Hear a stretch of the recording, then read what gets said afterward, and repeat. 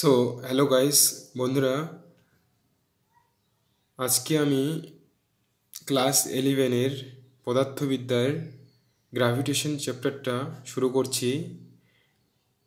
হ্যাঁ, যেসব পরীক্ষার্থী ডাক্তারি পরীক্ষা নিট দেবে এবং ইঞ্জিনিয়ারিং পরীক্ষা জেইই এগুলোর জন্য প্রস্তুতি নিচ্ছ এবং ভবিষ্যতে যেসব ছাত্রছাত্রী ডাক্তারি বা ইঞ্জিনিয়ারিং পরীক্ষা দেবে তাদের দিকেও লক্ষ্য রেখে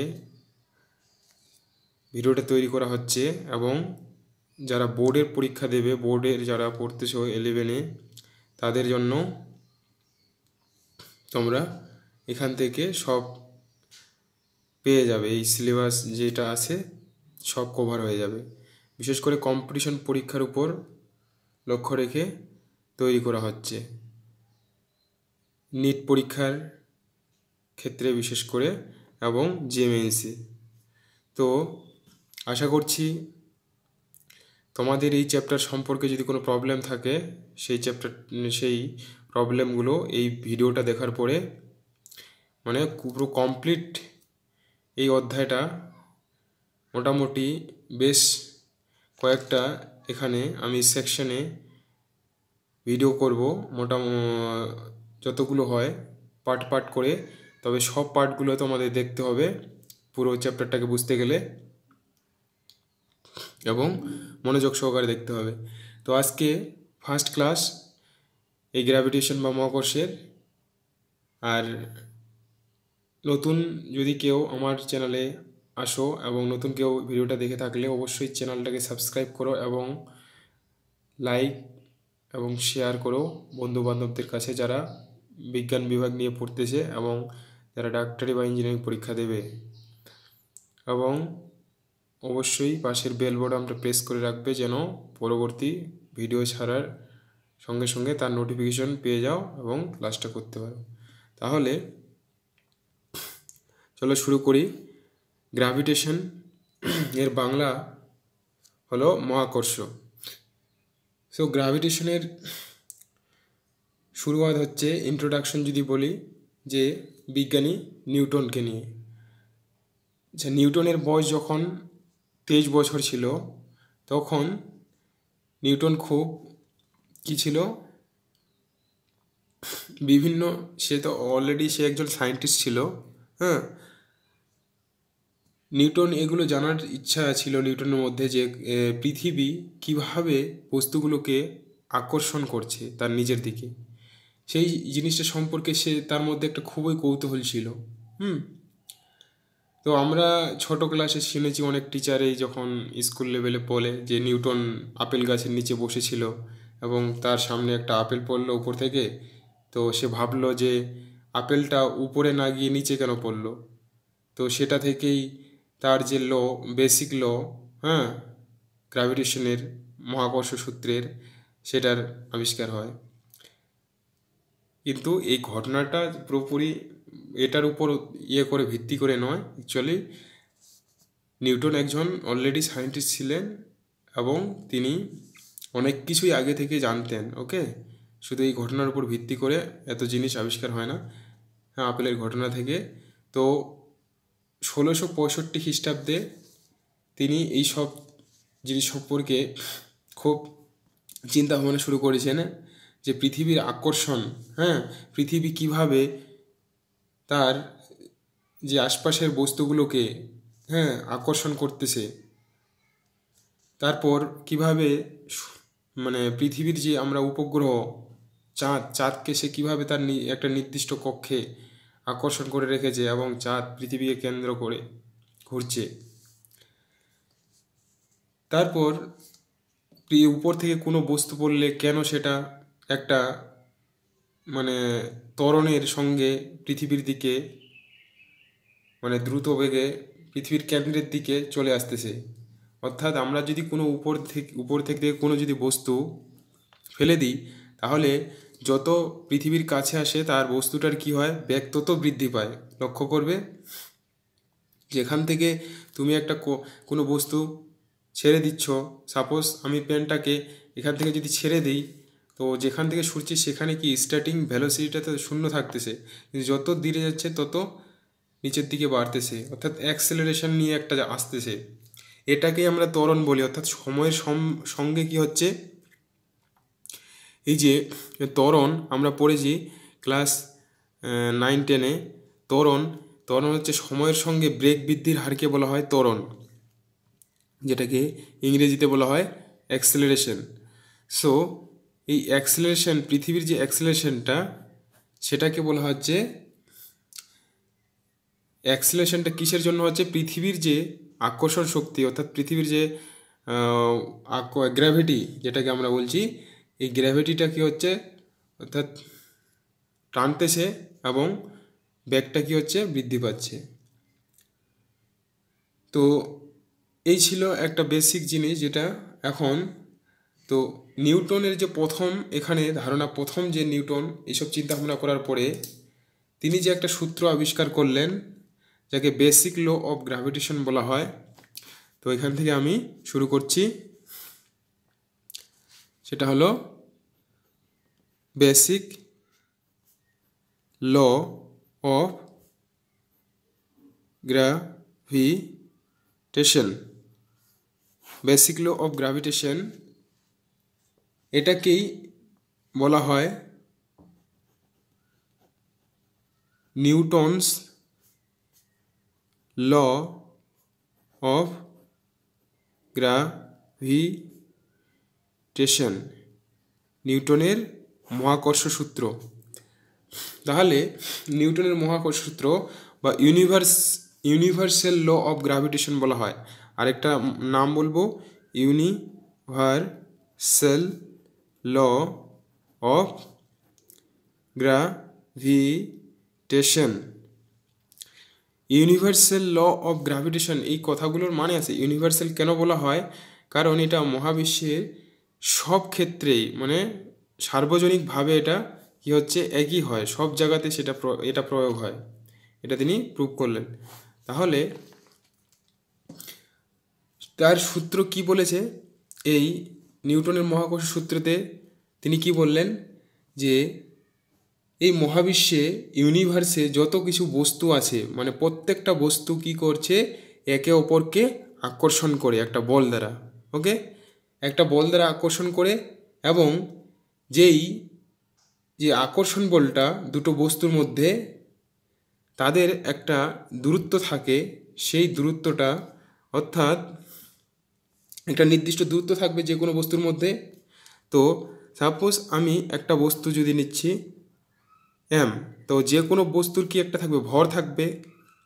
তাহলে ভরটা, এটা একটা বস্তু, ভর হলো m1 নিলাম, আর এখানে একটা বস্তু আছে, এর ভর হলো m2। এরা পরস্পরের সঙ্গে, এদের মধ্যে দূরত্ব, কেন্দ্র থেকে দূরত্বটা নিলাম আমি r। তাহলে তিনি বললেন যে পাশাপাশি যদি দুটো বস্তু অর্থাৎ r দূরত্বে থাকে, তাদের মধ্যে একটা আকর্ষণ বল ক্রিয়া করে, তাহলে আকর্ষণ বল মানে পরস্পরের দিকে কী করছে, একে অপরের বিপরীত মুখে। আমি এই বস্তুটাকে এ ধরছি, এটাকে বি ধরতেছি। তো এদের মধ্যে যে আকর্ষণ বল, আমি বলটাকে F চিহ্ন দ্বারা প্রকাশ করছি। বলের ইংরেজি কি, ফোর্স। ফোর্স মানে বল, জন্য F দ্বারা প্রকাশ করলাম। তো এই বলটা কি হবে, এই ফোর্সটা হবে ওই বস্তু দুটার ভরের গুণফলের সমানুপাতিক, অর্থাৎ এই সমানুপাতিক চিহ্ন, অর্থাৎ গুণফলে, ভরের গুণফলের সমানুপাতিক, অর্থাৎ m1 ইন্টু m2, এবং তাদের যে মধ্যবর্তী দূরত্ব, তাদের মধ্যে যে দূরত্ব সেন্টার থেকে, তাদের কেন্দ্র থেকে, সেই দূরত্বের বর্গের ব্যস্তানুপাতিক, এটা চিহ্ন, এবং তার যে দূরত্ব, এই যে ব্যস্তানুপাতিক হচ্ছে কি, ভাগ হয়ে যায় 1/। তাহলে এটা তিনি ডিফাইন করলেন।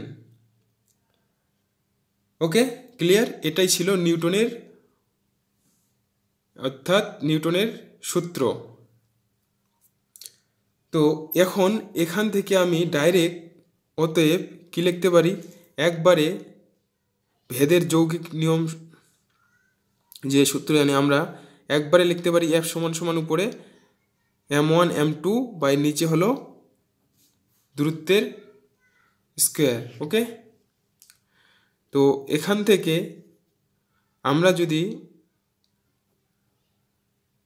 আমরা জানি ম্যাথ বা ফিজিক্সের ক্ষেত্রে এই চিহ্নটাকে তুলে দিলে, সমানুপাতিক চিহ্ন তুলে দিলে একটা আমাদের কনস্ট্যান্ট বা ধ্রুবক নিতে হয়। সেই ধ্রুবকটা এখানে হলো জি, অর্থাৎ এই চিহ্নটাকে তুলে দেওয়ার জন্য সমান সমান নিলাম, তার জন্য একটা ধ্রুবক। তাহলে থাকলো হলো m1 m2 আর নিচে হবে আর স্কোয়ার। তো এই যে জিটা, এটা কি বলা হচ্ছে? নিউটনের মহাকর্ষ ধ্রুবক, বা যদি বলি এটাকে বলা হয় ইউনিভার্সাল গ্র্যাভিটেশনাল কনস্ট্যান্ট। তাহলে জিটাকে বলা হয় গ্র্যাভিটেশনাল কনস্ট্যান্ট, মহাকর্ষ ধ্রুবক বলা হয়। ওকে, ক্লিয়ার? এটা হলো মহাকর্ষ ধ্রুবক জি। তাহলে এই যে সূত্র পেলাম আমরা, এটা হলো নিউটনের মহাকর্ষ সূত্র। আমাদের এটা মনে রাখতে হবে। ওকে, দুটো বস্তুর ভরের গুণফল এবং মধ্যবর্তী তাদের দূরত্বের বর্গের ব্যস্তানুপাতিক। ওকে, এটা হলো নিউটনের মহাকর্ষ সূত্র। আচ্ছা, পরীক্ষার ক্ষেত্রে এই সূত্র দিয়ে কি হচ্ছে, অনেক অঙ্ক অর্থাৎ নিউমেরিক্যালস করা যাবে, যেগুলো পদার্থবিদ্যার অঙ্ক হয়। তো এগুলো আমরা যখন অঙ্ক করব তখন করব। এখন এখান থেকে পরীক্ষায় কি আসবে, এখান থেকে এই কোর্স থেকে ফর্মুলা থেকে আমাদের, আচ্ছা তার আগে আরেকটা জিনিস আমি আলোচনা করছি, এই নিউটনের মহাকর্ষ সূত্রের ভেক্টর ফর্ম। কেন আমরা ভেক্টর পড়েছি পদার্থবিদ্যায়? ভেক্টর কি? অর্থাৎ ভেক্টর রাশি কোনগুলো যাদের একটা মান থাকে এবং নির্দিষ্ট দিক থাকে। ওকে, তাহলে এখানে ফোর্সটা, এই যে ফোর্সটা হলো একটা ভেক্টর রাশি, কারণ ফোর্সের কি থাকে, একটা নির্দিষ্ট দিক থাকে এবং একটা মান থাকে। ওকে, কারণ দেখো এই যে বস্তুগুলো কি পরস্পরকে আকর্ষণ করছে, তাহলে এদের অভিমুখটা কি একে অপরের বিপরীত দিকে।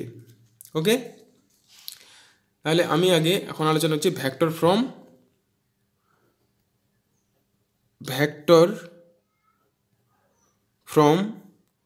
অফ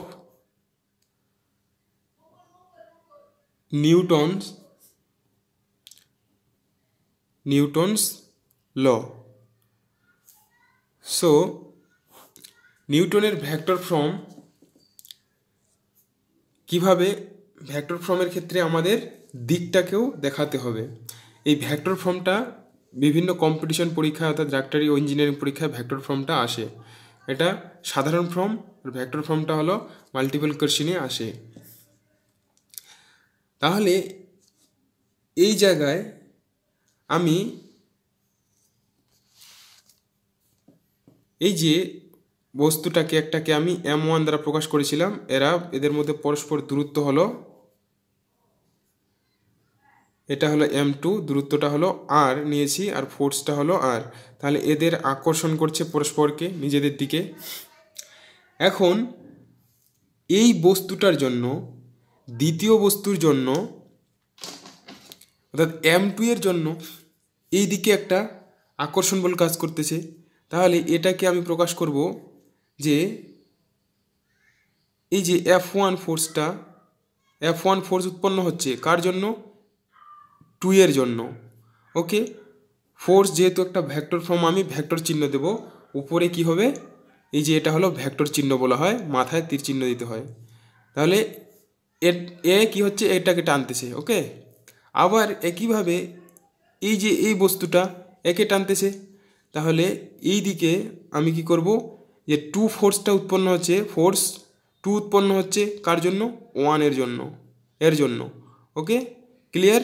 আমি এখানে একটা ভেক্টর চিহ্ন দিলাম, যেহেতু ফোর্স একটা ভেক্টর রাশি। ওকে, এখন তাহলে এক্ষেত্রে আমি যদি ফর্মুলাটা লিখি এফ ভেক্টর সমান সমান এফ ভেক্টর দিয়ে আমি এটার ক্ষেত্রে লিখতেছি যে F12 তাহলে F12কে আমি কি লিখব G1 M1 M2 এগুলো তো হবেই যা হওয়ার আর স্কোয়ার। হ্যাঁ, তারপর সামনে একটা আমি মাইনাস চিহ্ন বসাবো। ওকে, তারপর এখানে আমি আর ইউনিট ভেক্টর দেব 2 1। দেখো এই জায়গাটা এখন বুঝতে হবে। এই জায়গাটা কি, এই যে মাইনাস চিহ্নটা নেওয়ার কারণ কি, এদের যে দিকটা একে অপরের কি বিপরীত দিকে, অর্থাৎ এই যে ফোর্সটা এর উল্টো দিকে, মাইনাস চিহ্নটা দ্বারা হচ্ছে দিকটা বোঝাচ্ছে, অর্থাৎ একে অপরের বিপরীত দিকে আছে, উল্টো দিক। এখানে এখন আমি এটাকে ইউনিট ভেক্টর দ্বারা প্রকাশ করেছি। এই ইউনিট ভেক্টরটা এটা নেওয়ার কারণ আর হচ্ছে ইউনিট ভেক্টর দিয়ে হচ্ছে দিকটা প্রকাশ করা হয়। ওকে, ভেক্টর চ্যাপ্টারে যদি পড়ে না থাকো, না বুঝো, তাহলে সেটাই কিন্তু বুঝতে হবে। ইউনিট ভেক্টর হচ্ছে দিকটাকে উল্লেখ করে। আচ্ছা, ইউনিট ভেক্টরকে কিভাবে প্রকাশ করা হয়, অর্থাৎ কোনো ভেক্টরকে যদি তার মান দিয়ে ভাগ করে দেওয়া হয় সেটা তার হচ্ছে ইউনিট ভেক্টর। এখানেই আমাদের চলে আসবে এখন দেখো যে minus G M1 M2 by আর, এটাকে আমি কিউব করে দেব। কিউব করলাম এখানে, তারপর আর ভেক্টর এটা হবে 2 1। কিউব কেন করলাম, দেখো এখানে ইউনিট ভেক্টর করেছিলাম, এই ইউনিট ভেক্টরটাকে আরেকটা ফর্মে প্রকাশ করলাম, নিয়ে গেলাম কিভাবে, এটা গুরুত্বপূর্ণ, এটা এই জন্যই কোশ্চেন আসে, খুবই গুরুত্বপূর্ণ। যে জায়গাটা ম্যাক্সিমাম স্টুডেন্ট বুঝতে অসুবিধা হয়, আই থিঙ্ক তোমরা আমার এই ভিডিও দেখার পরে কনসেপ্ট একবারে ক্লিয়ার হয়ে যাবে। দেখো আমি বোঝাচ্ছি, এই যে এটা কি ইউনিট ভেক্টরটা, সো এটা হলো ইউনিট ভেক্টরটা আমি লিখেছিলাম। আমি ইউনিট ভেক্টর সমান সমান কি বললাম, যে এই ইউনিট ভেক্টরটা সমান সমান কী লিখব, ভেক্টর আর ভেক্টর এবং তার মান ম্যাগনিটিউড মানে এটা। ওকে, মানকে প্রকাশ করা হয় মোড দিয়ে, তাহলে এটা হলো ইউনিট ভেক্টর আর ইউনিট ভেক্টর। ওকে, সো এটা আর ইউনিট ভেক্টর। তাহলে দেখো এটা সমান সমান তো আমি তাই লিখেছি না, এখানে দেখো মাইনাস জি M1 M2 নিচে আর স্কোয়ার তো ছিল, এটা আগে থেকেই সূত্রের, আমি এখানে ভেক্টর আর নিচে হলো যে মোট বা ভেক্টরের মান। দেখো তাহলে আমি জাস্ট এর জায়গায় কি হচ্ছে, এই যে এটাকে বসিয়ে দিয়েছি এখানে। তাহলে এই আর স্কোয়ার আছে এখানে, আরেকটা আর, তাহলে কিউব হয়ে যাবে, তাহলে থাকতেছে কি, এটা থাকতেছে। তাহলে এটা হলো কার, নিউটনের মহাকর্ষ সূত্রের ভেক্টর ফর্ম। তাহলে এটা হলো কম্পিটিশন পরীক্ষায় আসে যে ভেক্টর ফর্মটা এভাবে কিভাবে আসলো। একইভাবে যখন আমরা ইলেকট্রোস্ট্যাটিক্স পড়ব, ইলেকট্রোস্ট্যাটিক্সের ক্ষেত্রে কুলম্বের যে সূত্র আছে জাস্ট একইভাবে আসে, একবারে সেম নিয়ম একেবারেই। তো এই জায়গাটা যদি বুঝতে পারো তখন ওটাও বুঝতে পারবে। তো এই চ্যাপ্টারের সঙ্গে ইলেকট্রোস্ট্যাটিক চ্যাপ্টারে কিন্তু প্রচুর মিল আছে, অনেক ফর্মুলা একই হবে, কিছু কিছু জাস্ট খালি ডিফারেন্স আছে। এখন তাহলে আমি যদি ম্যাগনিটিউডটাকে বাদ দিই, এটাকে যদি বাদ দিই, তাহলে ইউনিট ভেক্টর এটা মনে রাখতে হবে। সো নেক্সট এখানে গুরুত্বপূর্ণ যেই জিনিস কোশ্চেন আসে সেটা হলো যে এই নিউটনের মহাকর্ষ সূত্র থেকে আমাদের হচ্ছে এই যে জি গ্র্যাভিটেশনাল কনস্ট্যান্ট, এই গ্র্যাভিটেশনাল কনস্ট্যান্টটার হচ্ছে ইউনিট একক আর এবং মাত্রা। ওকে, মাত্রা হচ্ছে যে কোনো কম্পিটিশন পরীক্ষায় মাত্রা আসবে, এবং কি বোর্ড পরীক্ষায় মাত্রা একটা বা দুটো কমন কোশ্চেন। সো আমরা জি এর যদি দেখো, আমরা তাহলে জানলাম এফ সমান সমান জি m1 m2 by R square. Okay, তাহলে এখান থেকে আমি জিটাকে বের করব। আমি যদি এখন ম্যাথের নিয়ম অনুসারে করি, তাহলে জি সমান সমান কী পাবো, এফ ইন্টু আর স্কোয়ার, আর নিচে হলো m1 m2। সো এফটা হলো কি ফোর্স, তাহলে ফোর্সের আমরা আগে ইউনিটটা বের করব। ফোর্সের ইউনিট কি, এসআই পদ্ধতিতে ইউনিটগুলো লিখব নিউটন। ওকে, আর আরটা কি, একটা দৈর্ঘ্য, তাহলে আর কি লিখব, মিটার স্কোয়ার।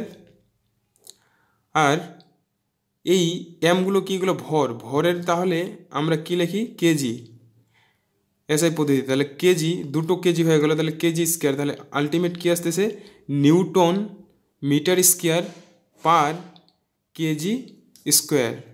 ওকে, তাহলে এই যে গ্র্যাভিটেশনাল কনস্ট্যান্টের যে ইউনিট একক আসলো এটা, তাহলে ইউনিটটাকে মনে রাখতে হবে।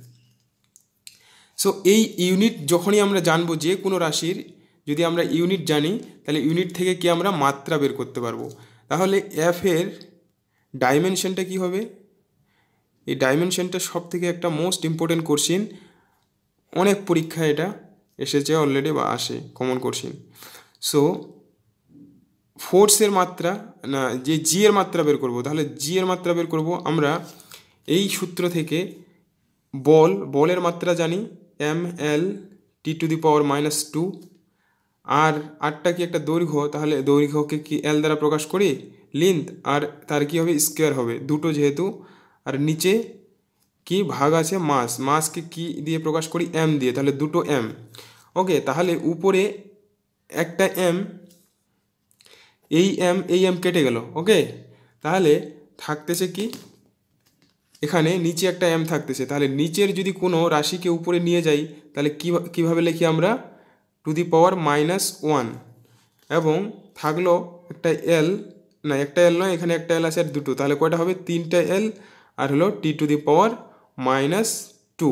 ওকে, তাহলে এই যে জি এর যে মাত্রা পেলাম, এটা মোস্ট ইম্পর্টেন্ট একটা কোশ্চেন। ওকে, যে কোনো কম্পিটিশন পরীক্ষায় এবং যে কোনো অন্য মেডিকেল বা ইঞ্জিনিয়ারিং মানে এন্ট্রান্স পরীক্ষা ছাড়াও অন্য যেগুলো চাকরির পরীক্ষা, সেগুলোর ক্ষেত্রেও কেউ যদি এই ভিডিও দেখে থাকে, তাহলে কনসেপ্ট ক্লিয়ার হয়ে যাবে। ফিজিক্সের যে কোশ্চেনগুলো আসে জেনারেল সায়েন্স থেকে, এইসব কোশ্চেন আসলে খুব সহজে বুঝতে পারবে। So I think clear concept. দেখো, ফিজিক্সে হচ্ছে কনসেপ্ট একবারে ক্লিয়ার করতে হবে। আমার ভিডিও বানানোর উদ্দেশ্য হচ্ছে ওটাই। ওকে, যেন একবারে যা আমি পড়াবো যেন পরিষ্কার একদম যেন বুঝতে পারো, ক্লিয়ার কাট। সো এটা ছিল, তাহলে এখানে এটা একটা কোশ্চেন, আর হলো এককটা, আর হলো ভেক্টর ফর্মটা, এই তিনটা কোশ্চেন আসলো। আর সূত্র থেকে তো অনেক অঙ্ক করা যাবে, যেগুলো যখন মানে নিউমেরিক্যালসগুলো যখন করব তখনই বুঝতে পারবে। এখন আমরা এই যে জি এর নেক্সট আমি চলে যাচ্ছি। এই যে জি গ্র্যাভিটেশনাল কনস্ট্যান্ট, এর মানটা হচ্ছে, মনে রাখবে এর মানটা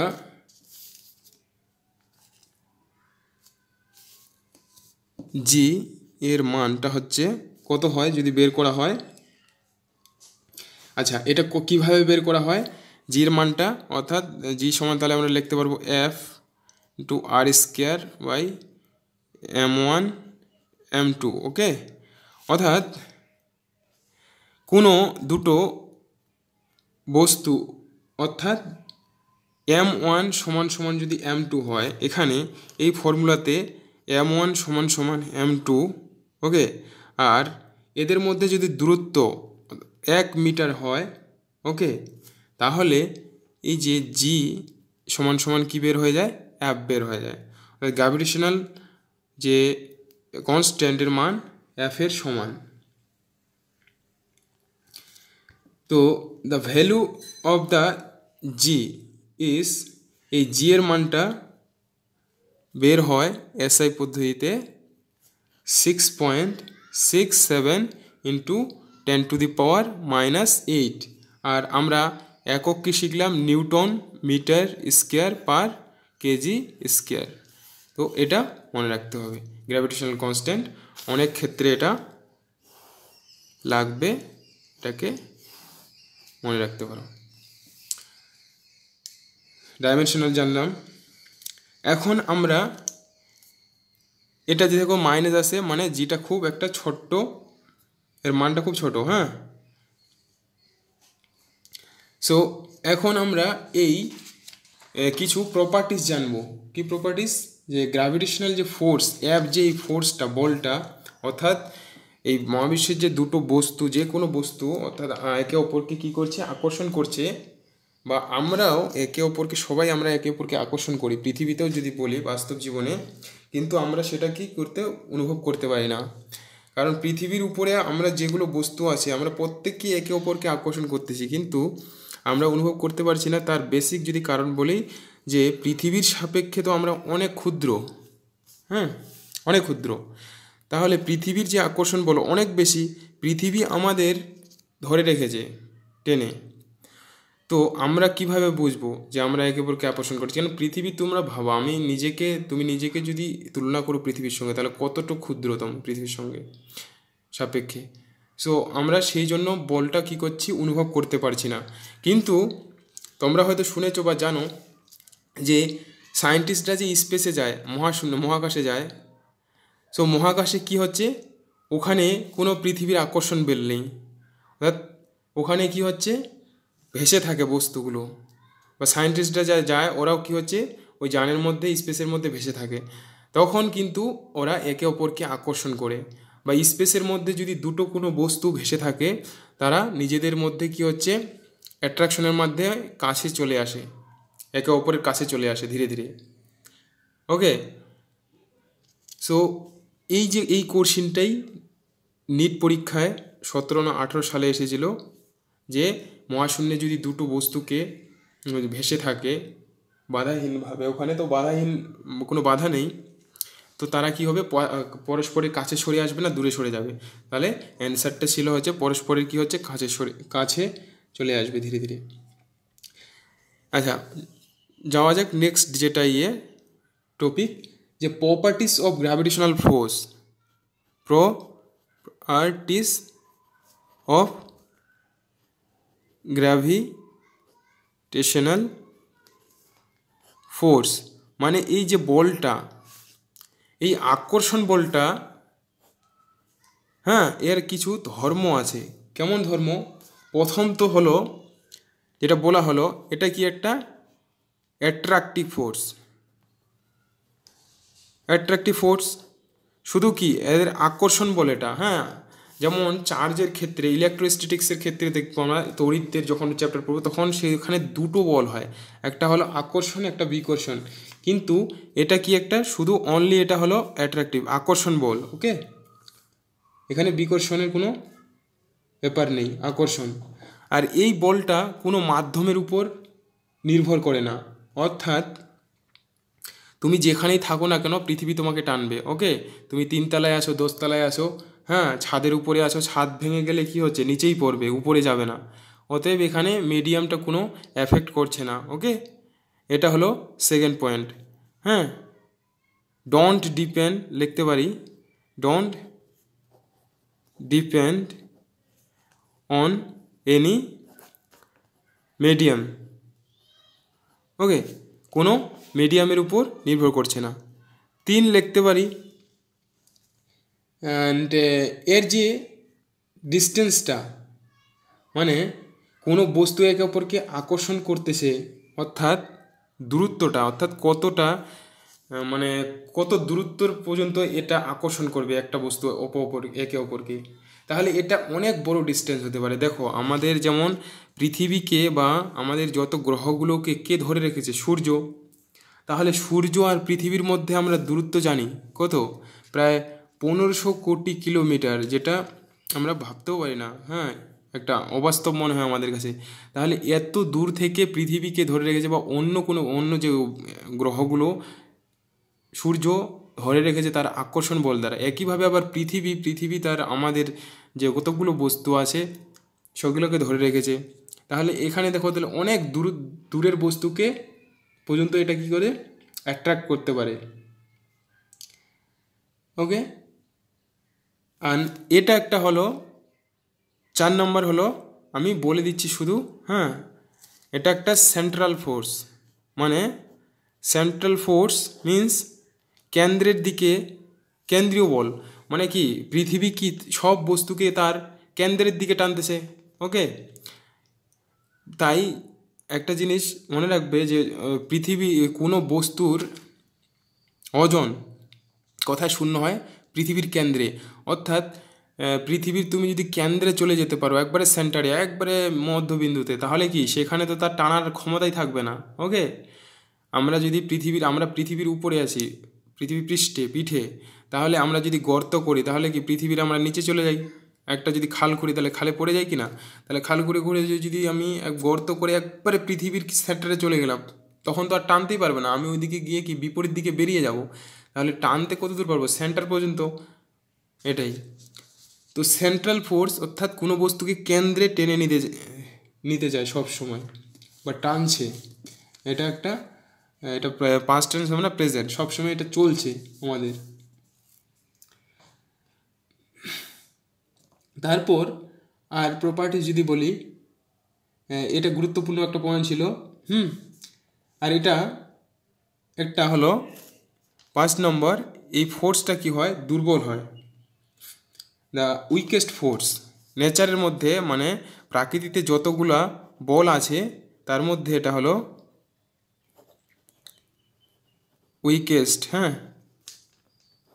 উইকেস্ট ফোর্স ইন নেচার। প্রাকৃতিতে যতগুলো ফোর্স আছে, যেমন ইলেকট্রোস্ট্যাটিক ফোর্স আছে, হ্যাঁ, তার মধ্যে যেমন নিউক্লিয়ার ফোর্স আছে, ওগুলোর মধ্যে এটা হলো সব থেকে দুর্বল। ওকে, ক্লিয়ার হচ্ছে? আর নেক্সট এটা একটা হলো 6 নম্বর পয়েন্ট, কনজারভেটিভ ফোর্স। কনজারভেটিভ মানে যেটা ফোর্স আসেই, আমরা এটাকে সৃষ্টিও করতে পারবো না এবং ডিস্ট্রয়েড করতে পারবো না, ধ্বংস করতে পারবো না। ওকে, আর এটা কোনো পাতের উপর নির্ভর করে না, পাত ইনডিপেন্ডেন্ট, এটা তো বললাম, হ্যাঁ, স্বাধীন। অর্থাৎ এর দ্বারা যে ওয়ার্কটা হবে বা ফোর্স, আবার ফোর্স সমান সমান আমরা কি জানি? ভর ইন্টু ত্বরণ। আবার ওয়ার্ক যে কার্য সমান সমান জানি হলো ফোর্স ইন্টু ডিসপ্লেসমেন্ট। তাহলে এর যে কাজ, এই বলটা যে কাজটা করবে সেটা কোনো পাতের উপর নির্ভরশীল নয়। ওকে, হ্যাঁ, এগুলো ছিল হলো এই প্রপার্টিস অফ গ্র্যাভিটেশন। হ্যাঁ, এখানে গ্র্যাভিটেশনাল হতো, এখানে গ্র্যাভিটেশনাল ফোর্স। ওকে, গ্র্যাভিটেশনাল ফোর্স, এগুলো এই ধর্মগুলো খুবই গুরুত্বপূর্ণ বোর্ড পরীক্ষার ক্ষেত্রে বিশেষ করে, এবং কম্পিটিশন পরীক্ষার ক্ষেত্রে অবশ্যই মনে রাখতে হবে কনসেপ্ট। এরপর আমরা নেক্সট যে এই অধ্যায়ের নেক্সট টপিক আলোচনা করব, যে অ্যাক্সেলারেশন ডিউ টু গ্র্যাভিটি। অর্থাৎ পৃথিবী যে কোনো তার আকর্ষণ বল দ্বারা কোনো বস্তুকে টানতেছে সব সময়, টেনে ধরে রেখেছে। ওকে, এবং উপরের কোনো বস্তুকে সে নিচের দিকে টেনে নিয়ে আসতেছে, সেই ফোর্সটা, হ্যাঁ, এবং যে অভিকর্ষজ যেটা ত্বরণ, হ্যাঁ, এবং যে তার ফলে যেটা ত্বরণ উৎপন্ন হচ্ছে, যখন একটা ফোর্স অ্যাপ্লাই করব কি হবে? ত্বরণ হবে। ওকে, ফোর্স দিচ্ছ মানে কি? ত্বরণ হবে। এই ত্বরণটা যে হচ্ছে কিভাবে, এবং ত্বরণের যে ফর্মুলা সূত্র কিভাবে আসতেছে, হ্যাঁ, যেটাকে আমরা জানি অলরেডি জি, হ্যাঁ, জি এর মান কত? 9.8, হ্যাঁ, মিটার পার সেকেন্ড স্কোয়ার। অর্থাৎ পৃথিবী কোনো বস্তুকে সেকেন্ডে 9.8 মিটার টানে। একবার ভেবে দেখো যে সেকেন্ডে এত মিটার টানতেছে তার কেন্দ্রের দিকে, এটা হলো জি এর মান।